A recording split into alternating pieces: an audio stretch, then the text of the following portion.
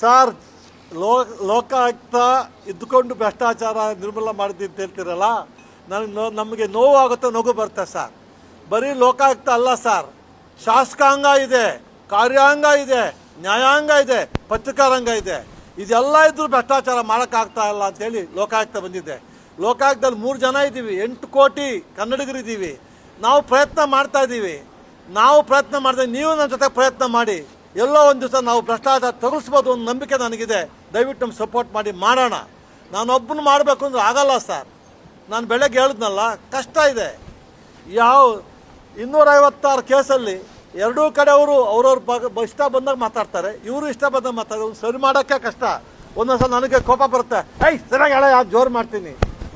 ಏನು ಉದ್ದೇಶದಿಂದಲ್ಲ, ಅಟ್ಲೀಸ್ಟ್ ಅಲ್ಲಿ ಕರೆಕ್ಟಾಗಿ ಸತ್ಯ ಬರಲಿ ಅಂತ ಹೇಳ್ತೀನಿ ಅಷ್ಟೇ.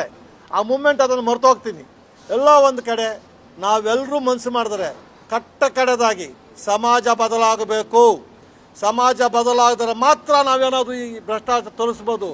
ಭ್ರಷ್ಟಾಚಾರ ತೋರಿಸ್ಬೇಕು ಅಂದರೆ ಅದಕ್ಕೆ ಬುಡ ತೆಗಿಬೇಕು. ನಾವು ರೆಂಬೆಗಳು ಒದ್ದಾಡ್ತಾ ಇದ್ದೀವಿ.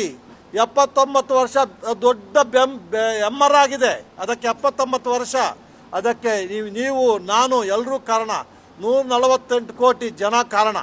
ಯಾಕಂದರೆ ವರ್ಲ್ಡ್ ಸೆನ್ಸಸ್ ರೆಕಾರ್ಡಲ್ಲಿ ನಾನು ನೆನ್ನೆ ಹೇಳಿದೆ, ವರ್ಲ್ಡ್ ಸೆನ್ಸಸ್ ರೆಕಾರ್ಡಲ್ಲಿ 91 ಸ್ಥಾನ ಭಾರತ. ಇಂಡಿಯಾ ಸೆನ್ಸಸ್ಸು 2021 ಸೆನ್ಸಸ್ಸಲ್ಲಿ ನಾವು 5ನೇ ಸ್ಥಾನದಲ್ಲಿದ್ದೀವಿ. ನಾನು ಹೇಳಿದ್ದಲ್ಲ, ಅದು record, world record, India census record.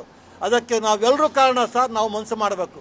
ಎಲ್ಲರೂ ಕಾಯ ವಾಚ ಅಂತ ಮನಸ್ಸು, ಪ್ರತಿಯೊಬ್ಬ ಪ್ರಜೆ, ಜಡ್ಜ್ ಇರಲಿ, ಪ್ರೆಸ್ ಇರಲಿ, ಅವನು MLA ಇರಲಿ, MP ಇರಲಿ, ಆತ್ಮಸಾಕ್ಷಿಯಾಗಿ ಕೆಲಸ ಮಾಡೋಕ್ಕೆ ಹೋದಾಗ ಮಾತ್ರ ಇದನ್ನು ಸರ್ ತೆಗಿಬೋದು ನನ್ನ ಭಾವನೆ ಸರ್.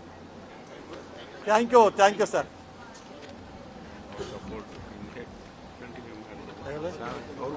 ನಿನ್ನೆ 2 ದಿವಸದಿಂದ ನಮ್ಮ ಪತ್ರಿಕಾರು ನಾನು ಆವಾಗಲೇ ಹೇಳಿದೆ, ನೀವು ಇದು ಕ್ಯಾಮ್ರಾಗಳಲ್ಲ, ಇದು ಗನ್ಗಳ ಥರ ಕಾಣುತ್ತೆ, ಅದು ಗನ್ ಥರ ಉಪಯೋಗಿಸಿ ಸರ್. ನೀವು ಸಪೋರ್ಟ್ ಮಾಡಿ ಸರ್. ನೀವು ಸಪೋರ್ಟ್ ಮಾಡಿ, ನಾನು ತೆಗಿತೀನಿ.